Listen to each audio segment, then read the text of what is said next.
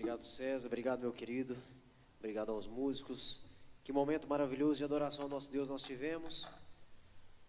Nosso Deus se faz presente neste lugar e para nós é um grande privilégio estarmos aqui, porque adorar ao Senhor é um privilégio.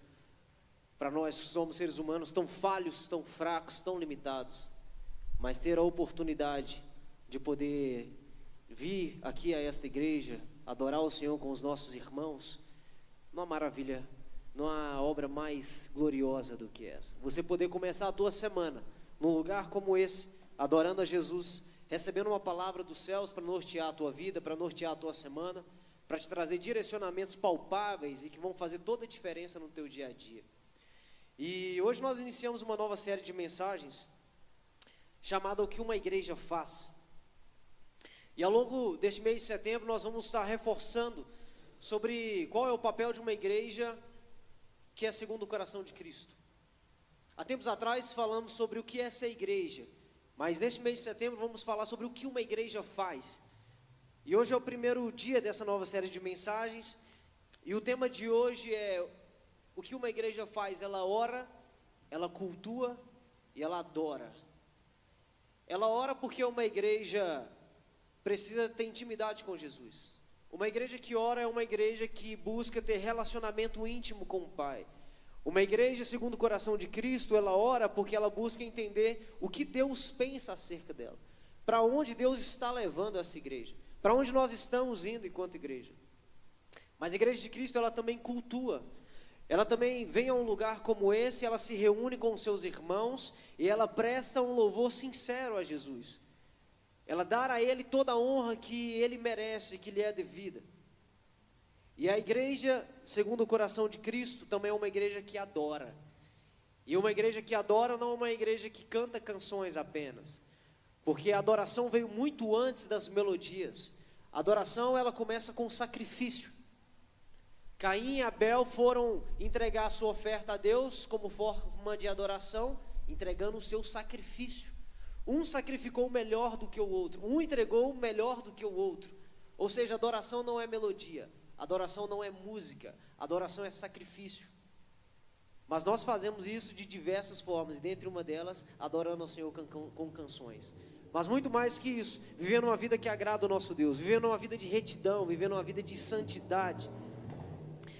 E você que é membro aqui da nossa igreja há mais ou menos 4 anos, você sabe que aqui nós costumamos dizer que o nosso culto, ele é como aquele almoço de domingo, que depois de você vir à igreja, você se reúne com os teus familiares na tua casa, você se reúne de repente com o teu pai, com a tua mãe, com os teus filhos, com os teus irmãos, e você faz tudo isso porque aquele é um ambiente de união, aquele é um ambiente de comunhão, aquele é um ambiente de estreitarmos os nossos laços. E é tão maravilhoso estarmos em família. Foi para isso que o Senhor fez a nossa família, para que fôssemos um e para que ela nos ensinasse a vivermos a vida espiritual, a família espiritual. E quando você chega no almoço de domingo, o que você encontra? Você encontra um banquete maravilhoso. No almoço de domingo você encontra, de repente, um frango assado. No almoço de domingo, de repente, você encontra um fricassê maravilhoso.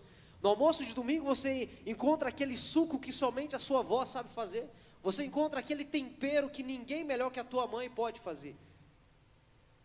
No almoço de domingo você pode desfrutar de um banquete maravilhoso. E eu me lembro que na minha infância o nosso almoço de domingo ele era uma grande celebração.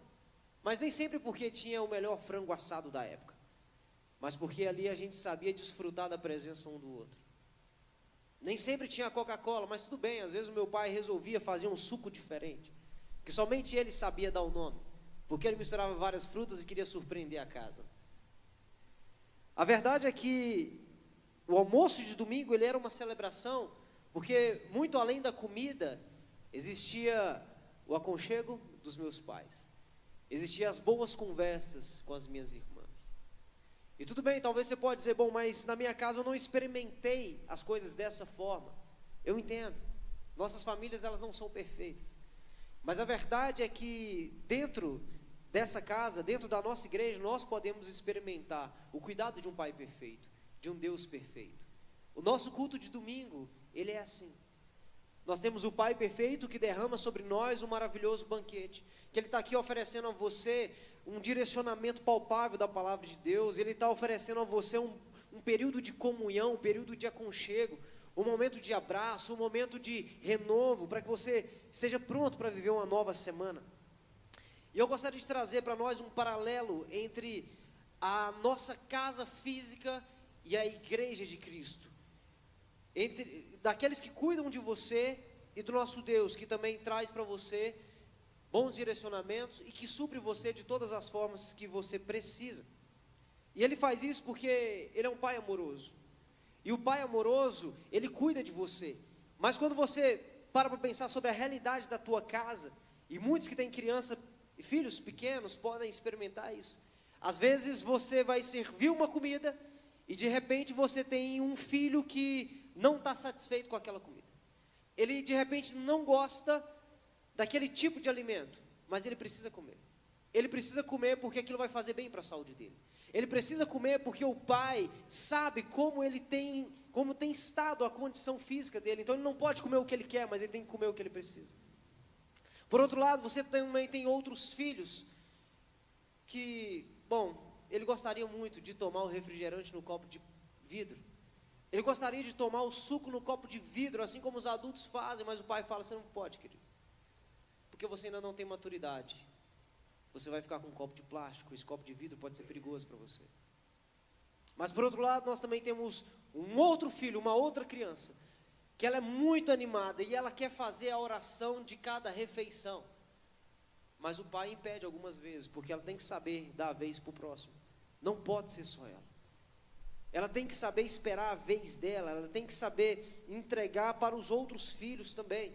E é interessante porque a gente vai vivendo essas coisas e você consegue perceber a chateação de algum dos filhos. Só que muito sofrimento seria evitado se esses filhos conhecessem o coração e o que o pai pensa. Se os filhos entendessem a mentalidade do pai, se os filhos entendessem o propósito do pai, se os filhos entendessem o direcionamento do pai, se os filhos se entendessem como família e não como indivíduos, eles sofreriam muito menos. E para a gente dar continuidade, eu gostaria de convidar você a abrir sua Bíblia no livro de Efésios, capítulo 4, do versículo 1 ao versículo 3.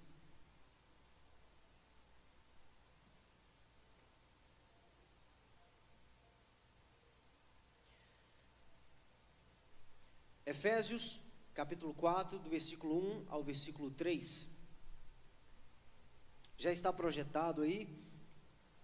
Apenas 3 versículos e eu queria que você acompanhasse comigo. O texto diz assim: como prisioneiro no Senhor, eu rogo-lhes que vivam de maneira digna da vocação que vocês receberam. Sejam completamente humildes e dóceis, e sejam pacientes, suportando uns aos outros com amor. E façam todo esforço para conservar a unidade do Espírito pelo vínculo da paz. Está aí, feche seus olhos, vamos orar.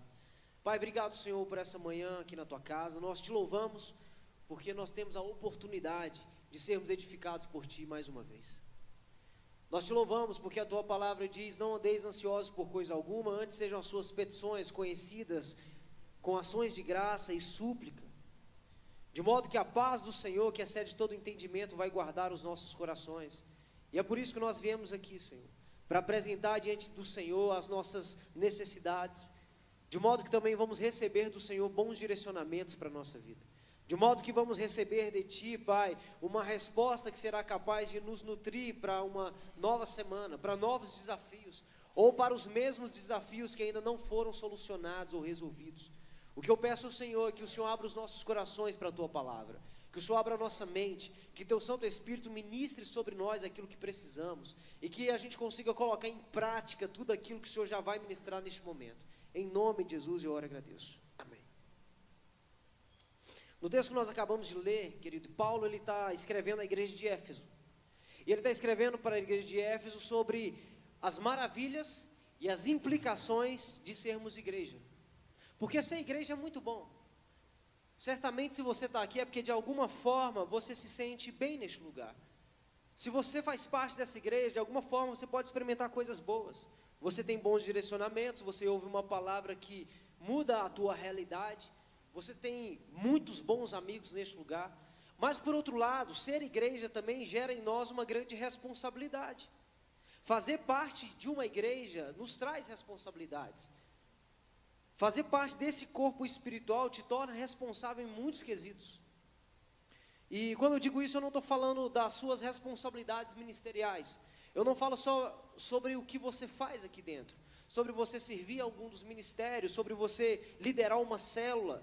Eu estou falando da tua responsabilidade enquanto família de Deus, a tua responsabilidade familiar, no teu relacionamento uns com os outros, e na tua vida e no teu caráter espiritual. Porque para ser igreja que Cristo espera, eu preciso primeiro entender a cultura que Ele já estabeleceu para ela. Eu não posso entender a cultura de Jesus se eu apenas faço as coisas para Ele, mas se eu não vivo com Ele. Porque se eu faço as coisas para Ele, mas eu não ando com Ele, eu corro um sério risco de ser igreja do meu jeito. Eu corro um sério risco de ser igreja à minha maneira. E às vezes nós temos pessoas que têm 20 anos de vida com Deus, 30 anos de conversão, mas elas ainda são igreja do jeito delas, porque elas abraçam aquilo que é bom, mas elas rejeitam aquilo que as incomoda. Elas abraçam as virtudes que elas carregam, e que a Bíblia diz que é correto, mas elas fingem que não ouvem as exortações que está na palavra do Senhor. E fazendo assim, eu tento me consolar, exercendo muita coisa dentro da igreja. Então tudo bem, sou aprovado por Deus porque tenho muitas responsabilidades. Mas a verdade é que eu não posso viver uma vida de aparências, de máscara, só porque eu sirvo na igreja, sendo que eu não tenho um coração semelhante ao de Jesus. Muitos têm plena convicção que são filhos de Deus, mas não têm temor de Deus no coração.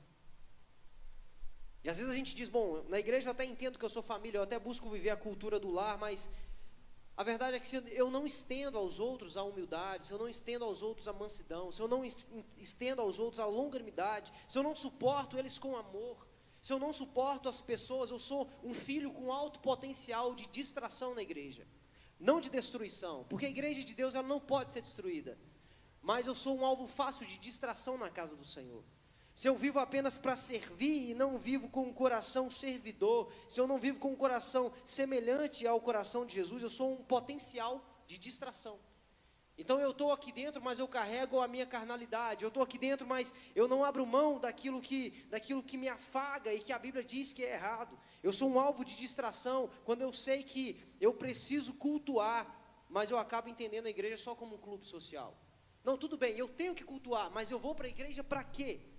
Porque lá é muito legal, lá é muito bacana, lá tem uma música maravilhosa, lá tem uma mensagem boa, lá existem pessoas que eu vou me conectar e fazer um bom network. Querido, isso não é cultuar. Você pode viver e experimentar todas essas coisas, mas cultuar ao Senhor é você vir e dar a Ele honra, e dar a Ele a glória que Ele precisa, não que Ele precisa, mas que Ele merece. Eu sou um alvo de distração quando eu sei que eu preciso adorar, mas eu acho que só porque eu estou cantando canções e levantando as minhas mãos, eu estou adorando, mas isso não é uma verdade, porque se não existe um caráter sacrificial no meu dia a dia, não existe adoração. Ah, mas Jesus já se sacrificou, eu não preciso me sacrificar. Sim, Ele se sacrificou para que você fosse salvo, mas hoje você precisa de uma vida sacrificial para que você seja santo, porque não é simples ser santo, não é fácil ser santo, é sacrificial ser santo. E no texto, ele traz 3 direcionamentos para um filho saudável na família. E o primeiro deles é: viva uma vida digna. Viva uma vida digna à sua vocação. E Paulo usa esse termo vocação, porque vocação geralmente é aquilo que você faz, é o teu ofício no trabalho. Você exerce alguma coisa, você está trabalhando e você vive de maneira digna ao teu trabalho. Então você tem um emprego, você é um advogado, então você se veste como advogado. Você estuda o que um advogado iria estudar. Você observa o mundo na perspectiva de um advogado. Se você é um padeiro, você se veste como um padeiro. Você está num local em que é possível você fazer o teu pão. Ou seja, o teu dia a dia está completamente ligado àquilo que você faz, à tua vocação. E o que Paulo está falando aqui é o seguinte: vocês precisam viver uma vida digna, a vocação de vocês. Mas aqui ele não está falando dessa vocação profissional, ele está falando da tua vocação espiritual. Nós, enquanto igreja de Deus, precisamos viver uma vida digna à nossa salvação, uma vida que condiz com a nossa conversão, uma vida que condiz com o nosso batismo, com a nossa decisão pública de fé, porque eu não estou aqui pelo que eu faço, mas eu estou aqui por aquilo que eu sou em Cristo. Deus não dá responsabilidade a mim ou a você porque você é bom, mas Ele nos dá responsabilidade porque nós somos salvos. Ele nos dá responsabilidade porque nós temos um estilo de vida a ser seguido. Então a nossa ótica precisa mudar.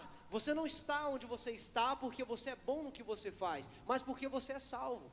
O teu ofício profissional é apenas uma maneira que Deus usou para te inserir nesse meio, para que você ali seja homem de Deus, para que você seja uma mulher de Deus, para que você seja alguém que carrega a luz do Espírito Santo. Mas existe outra questão muito interessante, porque se você decide acertar na tua vida profissional, só porque você é um advogado, só porque você é um padeiro, só porque você é um administrador, a verdade é que você não entendeu nada sobre o teu ofício. Porque você faz o que você faz, porque você tem caráter. E na vida com Deus é da mesma forma. Se eu decido acertar só porque eu sou um líder aqui dentro, eu não sou digno dessa função. Eu decido acertar porque eu sou homem de Deus. Eu decido acertar porque eu entendo que o meu Deus espera uma vida santa, uma vida digna. Deus espera que eu viva de acordo com a minha salvação. Deus espera que eu viva uma vida digna à minha conversão. Querido, experimente ser fiel na força do teu braço. Experimente ser leal na força dos teus princípios humanos. Experimente ser justo por causa da tua consciência. Você vai cair. Agora experimente ser tudo isso porque você ama a Deus. Experimente ser tudo isso porque você teme a um Deus que é santo, e você vai permanecer de pé. Porque as nossas condições, as nossas convicções, a nossa carnalidade não é suficiente para nos fazer avançar. Mas apenas a nossa devoção ao Senhor, o nosso temor a Ele, o nosso amor ao nosso Pai, é a única coisa que é capaz de fazer você continuar. É a única coisa que é capaz de fazer você ser um excelente marido, uma excelente esposa, um excelente pai, um ótimo filho, um exímio funcionário, um exímio patrão, um exímio líder, um excelente liderado. Se você for um homem de Deus, e se você entender o nosso Senhor em todos os teus caminhos. Há um texto na palavra do Senhor que fala: reconheça o Senhor em todos os teus caminhos e Ele endireitará as tuas veredas. Reconhecer a Deus em todas as facetas da tua vida vai endireitar todas as áreas da tua vida, todas as áreas da tua existência.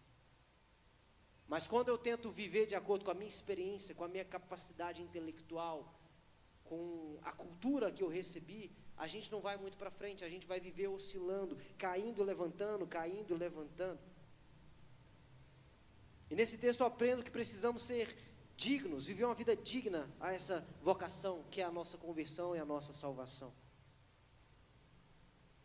Em segundo lugar, o Filho de Deus, uma igreja aprovada pelo Senhor, é aquela no qual os seus membros, os participantes desta casa, os participantes deste lar, se entendem como o menor de todos.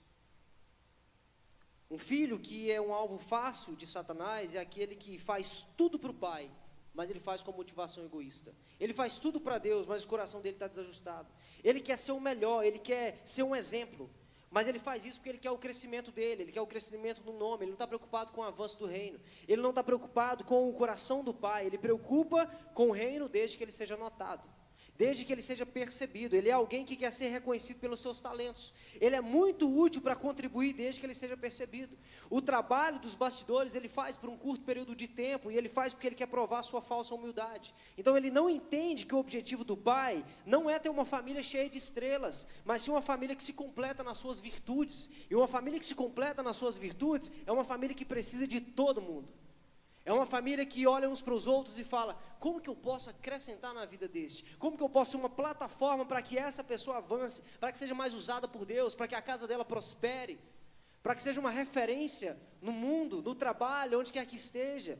Sabe, querido, às vezes a gente está esperando a igreja ser o local do nosso reconhecimento. Às vezes nós não tivemos reconhecimento em lugar nenhum lá fora, e a gente chega aqui dentro e fala: aqui eu vou fazer o meu nome, aqui eu vou fazer a minha história. A autoridade que eu não tive em lugar nenhum, Deus vai me dar aqui dentro. E toda vez que eu ajo assim, ao invés de cooperar, eu estou atrapalhando. Porque ao invés de ajuntar, eu estou espalhando. Presta atenção nisso. Ao pensar em mim, e apenas em mim, eu estou descaracterizando a família de Deus. Porque o sacrifício de Jesus nunca foi sobre mim, mas sobre nós, enquanto corpo do Senhor. Olha só, meu pai, pastor Augusto, um exímio cozinheiro. Ele é pastor, mas o hobby dele é fazer bolo. Ele gosta de cozinhar mais bolo. é maravilhoso.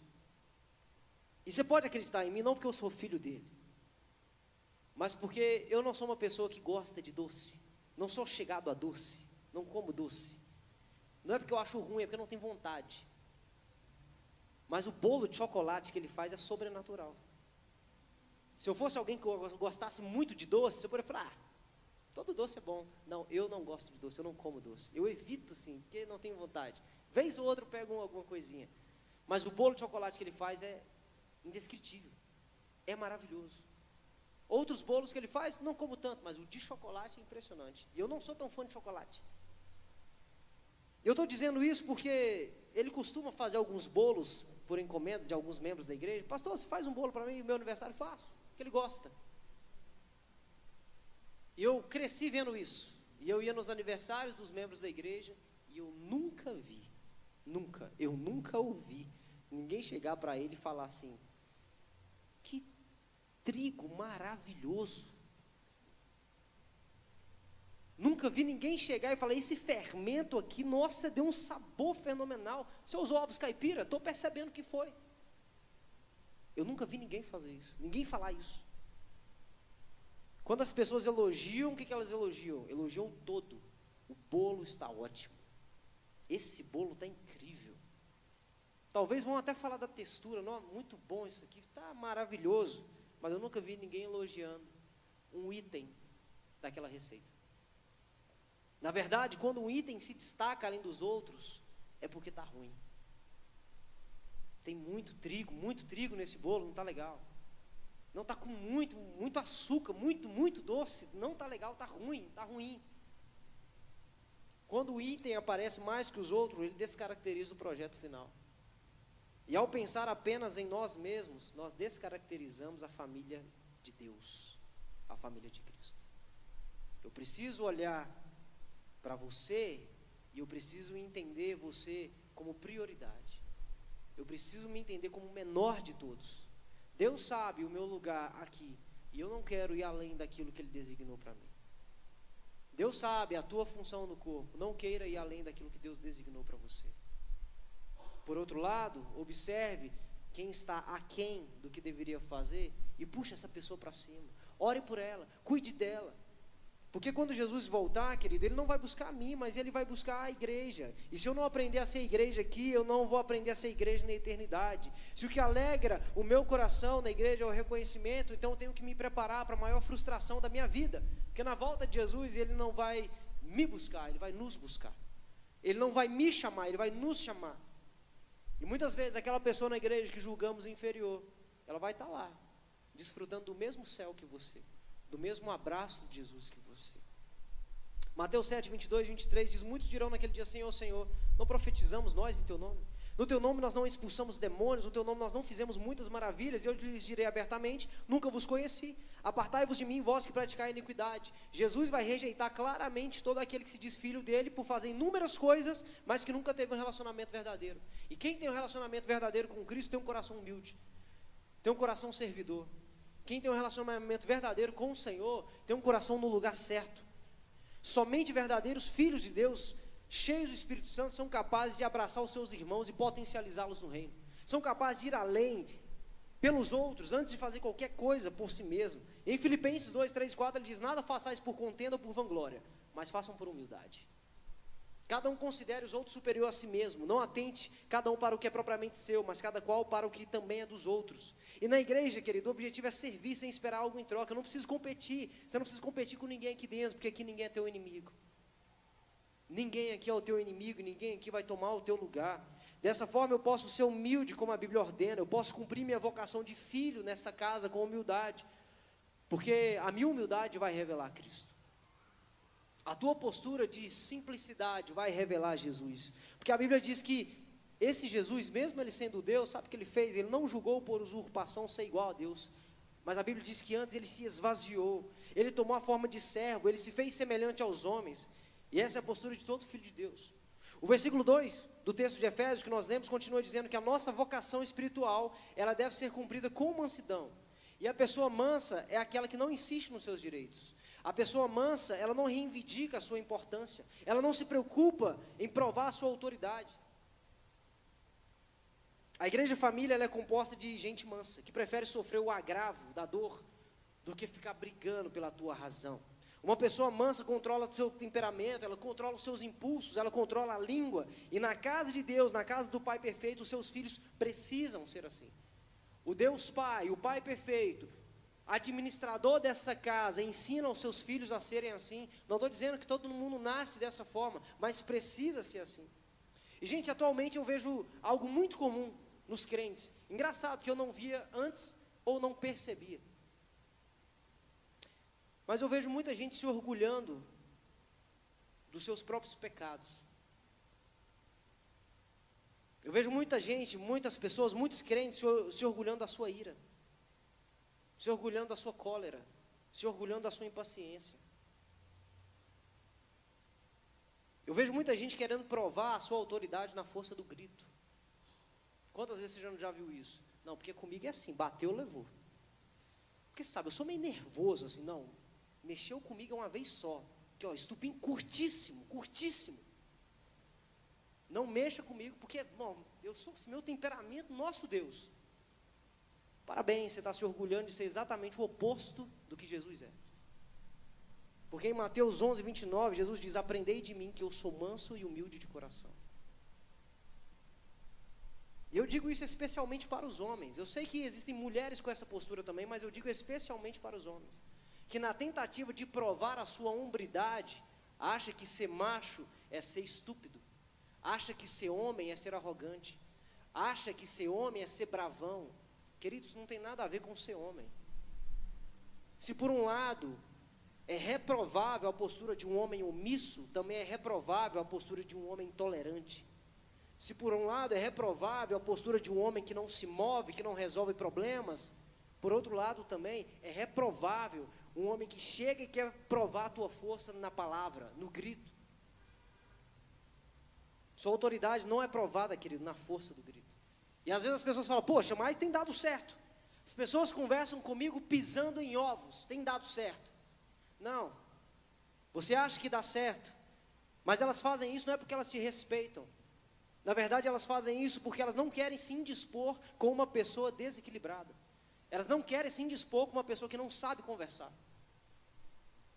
Então isso não tem nada a ver com autoridade. Em 1 Timóteo 4,12, quando Paulo está instruindo Timóteo acerca do ministério, Timóteo, jovenzinho, ele diz o seguinte: Timóteo, ninguém te despreze por ser jovem. O que Paulo fala? Chega lá, dá a carteirada, fala que tu é o cara e manda todo mundo se sentar. É isso que ele faz? Não. Timóteo, pelo contrário, seja um exemplo para os fiéis na palavra, seja um exemplo na conduta, seja um exemplo no amor, seja um exemplo na fé, seja um exemplo na pureza. A autoridade de Timóteo não estava na sua postura altiva.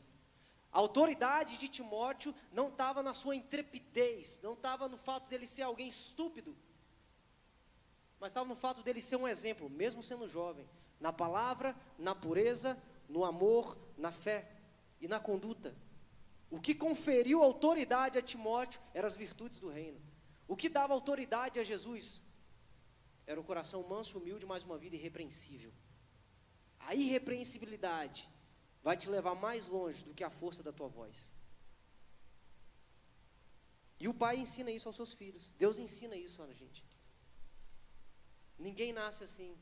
Tem pessoas que têm mais facilidade em serem mansas, outras não. Mas a boa notícia é que Jesus pode te ensinar. O problema não é você perceber isso na tua vida, o problema é você se orgulhar dessa postura. O problema não é você identificar os teus pecados, mas o problema é você usar dos teus pecados para angariar respeito e autoridade. Está enganando a si mesmo, querido. Você é ouvido pela tua conduta aprovada diante de Deus e dos homens. E para vivermos dignos da nossa vocação espiritual, nós chegamos ao nosso terceiro ponto, que é preserve a unidade. Preserve a unidade. Nós fazemos isso em adoração. Primeiro, enquanto igreja, nós vivemos uma vida digna da nossa vocação, porque nós temos uma vida de oração. Nós buscamos ao nosso Deus. Nós buscamos sermos parecidos com Ele. Dessa forma, conseguimos honrar a nossa vocação de salvo. Em segundo lugar, o que uma igreja faz, além de orar? Ela cultua. E quando ela cultua, ela aprende a ser o menor de todos. Ela aprende a olhar para o irmão e falar assim, como eu posso ajudar, como eu posso ser auxílio, como eu posso potencializar essa pessoa. E em terceiro lugar, o que uma igreja faz? Essa igreja adora. E o que a adoração tem a ver com unidade? Lembra que eu disse que adoração não é música? Não são as músicas que cantamos, adoração é sacrifício. E unidade pressupõe sacrifício. Você que é casado, você sabe como é difícil você se ajeitar, porque cada um tem a sua realidade, cada um tem o teu contexto. Como é difícil você estar num novo ambiente de trabalho, você tem que se adequar à verdade do outro. Você tem que se adequar e às vezes morrer um pouco para si. Viver uma vida de oração é olhar para mim e olhar para tudo que a Bíblia diz a meu respeito e falar, aonde é que eu estou errando? Aonde é que eu preciso me sacrificar um pouco mais, para que eu possa viver em unidade, para que eu consiga viver junto com os meus irmãos, para que eu consiga avançar. A questão é que todas essas coisas só podem ser praticadas se estivermos em profunda intimidade com o Espírito Santo de Deus. Porque é Ele quem te convence, é Ele quem te ensina. É o Espírito Santo de Deus que te mostra onde você deve ir. Somente o Pai perfeito, o dono dessa casa, Ele pode convencer do pecado, da justiça e do juízo. Esse é um almoço de domingo, onde de repente você estava experimentando de um banquete, de uma comida que não é a que você queria, mas é a que você precisa. E nesse mesmo texto, nesse último versículo, o verso 3 ainda diz que a paz é o vínculo dessa unidade. Sabe o que isso quer dizer? A palavra grega usada aqui para vínculo faz alusão a ligaduras do corpo humano, que mantém todos os seus membros perfeitamente conectados. Eu não consigo viver em unidade se eu não estiver em paz com as pessoas. E se eu não estiver em paz com Deus. Uma pessoa que não tem paz com as pessoas, uma pessoa que vive em discórdia, é uma pessoa que não tem paz com Deus. Quem tem paz com Deus tem prazer em multiplicar essa paz nos teus relacionamentos. Quem tem paz com Deus tem prazer em estender essa bênção da paz, do ambiente tranquilo para as pessoas. Então, antes, querido, de assumir qualquer responsabilidade na casa de Deus, a gente precisa assumir a responsabilidade com o próprio Espírito Santo de Deus. Porque é esse Espírito que produz paz na sua vida. É esse Espírito, essa paz que faz a ligadura entre você e os outros irmãos para que o corpo de Cristo funcione em perfeita harmonia. Porque o mundo está cheio de pessoas que não têm relacionamento profundo com Deus. E dentro da igreja também. Que não tem paz na vida, não tem paz em casa, não tem paz no trabalho, não tem paz em lugar nenhum, porque não busca a Deus. E quer assumir responsabilidades na casa de Deus.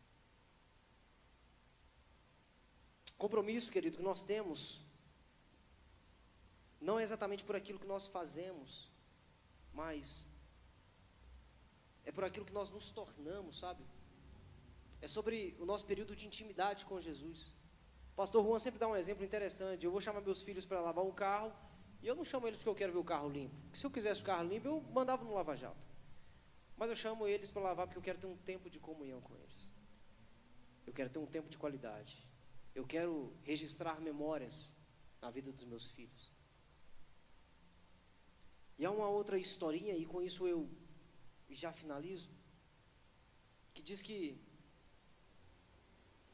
é uma conjectura, isso não está na Bíblia, mas é dito que um rapaz foi levado a um alto de um monte, e ali existia um grande barranco. E foi enviada uma pedra no alto desse monte, e o direcionamento para ele era: empurre essa pedra e faça essa pedra rolar morro abaixo. Ele diz: não, tudo bem, Senhor, vou fazer. E ele começa a empurrar aquela pedra, ele empurra tanto, empurra, e a pedra não sai do lugar. E depois ele muda de posição, ele vira de costas e tenta empurrar de costas, porque de alguma forma ele acha que aquilo vai ajudar. Ele tenta de outras formas, de um lado não dá certo, do outro também não dá certo, e a pedra não sai do lugar. E aí o inimigo chega e fala no ouvido dele: isso é bobagem que você está fazendo. Essa responsabilidade aí que você tem, eu acho que foi meio injusto com você isso aí. Tudo bem que você tem até intimidade com Deus, e você até está fazendo o que Ele está mandando, mas isso aí não vai funcionar não. Ele fica um pouco desmotivado, mas ele continua, ele persiste. E aí chega um momento que ele cansa daquilo, e aí ele clama ao Senhor: eu não sei porque que você mandou uma missão tão difícil, eu não sei porque que o Senhor me deu uma responsabilidade tão complicada como essa. E aí o próprio Senhor desce e empurra aquela pedra, porque Ele tem força suficiente para isso. E aí aquele garoto, ele não entende, poxa, por que o Senhor me deu uma responsabilidade se você mesmo conseguia fazer? Ele falou assim, olha agora para os teus braços. Você não tinha esse corpo físico aí que você tem agora. Você não está forte, você não era forte como você está agora. Olha para a tua condição física. Quando eu te chamo para fazer alguma coisa, não é porque o poder de realização está na tua capacidade, mas porque eu estou te ensinando, eu estou te moldando, eu estou te fortalecendo, estou te ensinando a ter relacionamento comigo. Porque aquilo que Deus tem para fazer, Ele vai fazer. Mas qual é a tua função hoje? Não se apegue, querido, ao resultado. Deus mandou, vai lá e faz. E o que Deus tem te mandado a fazer enquanto igreja? Qual é a tua postura enquanto filho desta casa? Você é alguém que está orando como deveria? Você é alguém que cultua como deveria? Você é alguém que tem um estilo de vida sacrificial de adoração ao Senhor? Porque essa é a vontade do Pai para os seus. Vamos orar? Feche os olhos. Leve teu pensamento a Jesus. Pai, nós te agradecemos, Senhor, por essa manhã tão abençoada. Nós te louvamos porque nós sabemos que a tua palavra ela não volta vazia, Deus. Antes ela faz aquilo que lhe apraz. Mas eu também quero orar ao Senhor acerca daquilo que está escrito na tua palavra, em que diz: se hoje você ouvir a voz do Espírito Santo, não endureçais os vossos corações. Pai, em muitos aspectos aqui nós fomos lembrados, Senhor. Quantas coisas nós lembramos aqui hoje, da nossa rotina, do nosso dia a dia, dos nossos relacionamentos. Quantos ajustes precisam ser feitos, Deus, para que sejamos uma igreja segundo o teu coração. E o que eu peço ao Senhor é que nos ajude nesta missão, Pai. E o que eu peço ao Senhor é que nos dê força e que nos levante para sermos exatamente aquilo que o Senhor deseja que sejamos. Que a nossa igreja seja um exemplo de uma igreja de oração, que busca o Senhor. E que busca o Senhor não pelos interesses particulares apenas, mas que ore ao Senhor porque entende o teu coração, porque ama a tua vontade, Senhor. Nos ensine a sermos uma igreja que cultua de verdade, que ama os nossos irmãos, que tem um tempo de comunhão, que olha para os outros com compaixão e se enxerga como o menor de todos, Deus. Nos ensina a ser uma igreja que vive uma adoração genuína, uma adoração sacrificial, Senhor, uma vida sacrificial, não porque vamos fazer isso para sermos salvos, não, mas porque somos eternos devedores, porque já fomos salvos, porque recebemos a maior bênção que um homem pode receber, que é a reconciliação contigo, que é paz com Deus. Nos ensina, Senhor, a sermos persistentes na nossa vida de retidão, nos ensina a sermos persistentes na nossa vida de busca ao Senhor, Pai. Nos levanta, Senhor, como cristãos diferentes. Nos levante, Senhor, como uma igreja diferente. Não diferente da Tua palavra, mas diferente da normalidade, diferente da frieza. Uma igreja diferente porque cumpre exatamente o que está escrito na Tua palavra, Senhor. Em nome de Jesus, nos dê uma semana abençoada em Tua presença, Pai. Em nome de Jesus, eu agradeço, Deus. Amém.